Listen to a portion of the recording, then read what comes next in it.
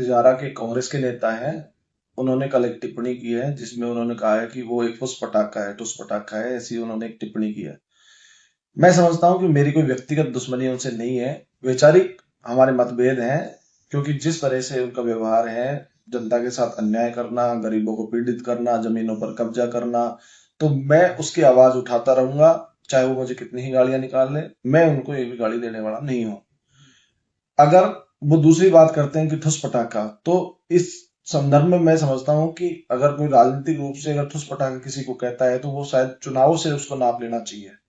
चुनाव में मैं बता रहा हूं कि उन नेता ने 4 से 5 चुनाव लड़े हैं, एमपी से लेके पंची के चुनाव तक लड़े हैं, आज तक कोई उन्होंने जीत हासिल नहीं की।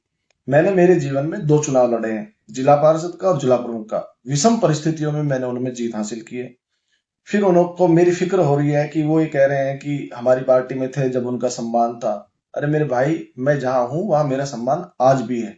और मैं जनता की सेवा के लिए राजनीति में आया हूं, पद की लालसा में नहीं आया कि मैं चुनाव लड़ूं, मैं एमएलए बनूं, एमपी बनूं। इतना मेरे लिए जरूरी नहीं है। लेकिन जनता के साथ खड़ा होना मेरे लिए सर्वोपरि है। मैं हमेशा जनता के मुद्दों पर जनता के साथ खड़ा रहता हूं, और खड़ा होना लोकतंत्र में हमको अधिकार है। अब आपको इन बातों से दिक्कत हो रही है कि आप बीड़ा की जमीन को कब्जा रहे हैं, उसको खाली अगर बीड़ा करवाता है तो आप उसमें विरोध कर रहे हो, तमाशा मचा रहे हो।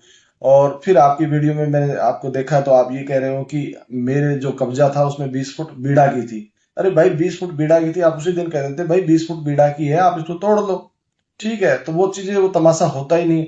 फिर दूसरी बात, आपकी उसी वीडियो में आप कह रहे हो कि जो खसरा नंबर 212 है उसमें सैकड़ों घर बने हुए हैं, तो बीड़ा ने उन पर कार्रवाई क्यों नहीं की।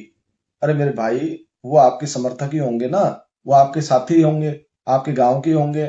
आप चाहते हो कि उन गरीब के साथ अन्याय हो, उन गरीबों के घर पहले तोड़े जाएं, जिससे आपको समय मिल जाए, आप कोर्ट में चले जाओ, आप अदालती कार्रवाई डिस्ट्रिक्ट लेवल पे, आप हाई कोर्ट में, आप सुप्रीम कोर्ट तक आप चले जाओ, क्योंकि आपके पास तो पैसा है, आप जा सकते हो। लेकिन उनके पास पैसा थोड़ी है। हो सकता है उनकी मजबूरियां हो कि वो उस जमीन पर काबिज हो। लेकिन आपके पास तो इतना पैसा है कि फिर भी आप सरकारी जमीन पे कब्जा कर रहे हो। तब भी आपका सरकारी जमीन पे कब्जे से आपका मन नहीं भरा है। आप कब्जा करके क्या दिखाना चाहते हो? एक स्टेटमेंट सेट करना चाहते हो कि भाई सरकारी जमीन पड़ी है मेवात में, उस पर कब्जा कर लो। ऐसे में तो लोग आप पे भरोसा नहीं करेंगे, आपसे दूर चले जाएंगे। आप ऐसी गलती मत करो, और लोगों को सलाह दो कि जिन्होंने कब्जे भी किए हैं उस कब्जे को खाली करवा दें।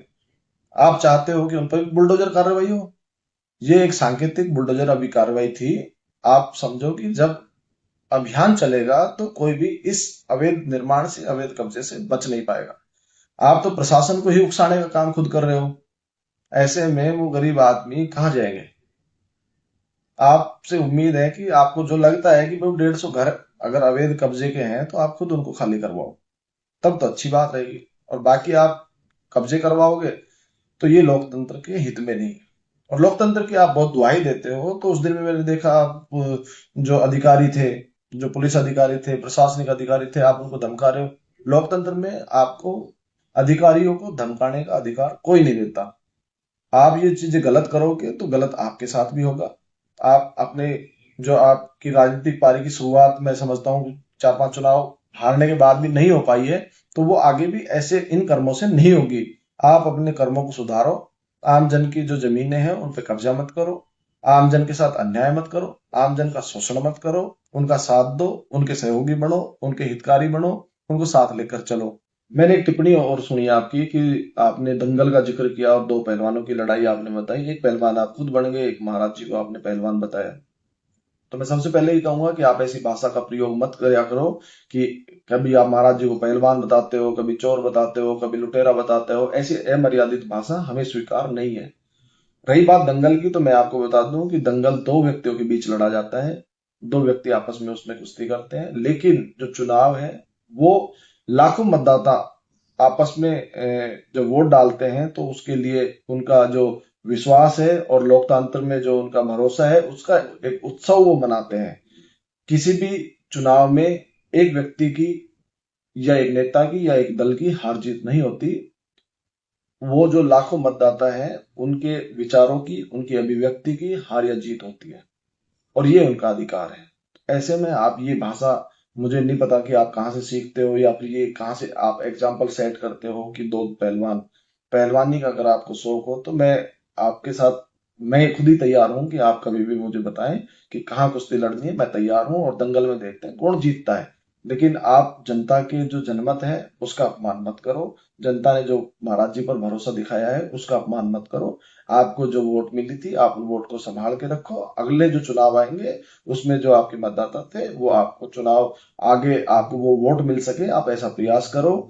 आप अपने जो मतदाता है उनके ही आप खिलाफ खड़े हो जाते हो, उनके खिलाफ ही आप अनर्गल टिप्पणी करते हो, तो ऐसे में ये लोकतंत्र में ये चीजें स्वीकार नहीं होती है।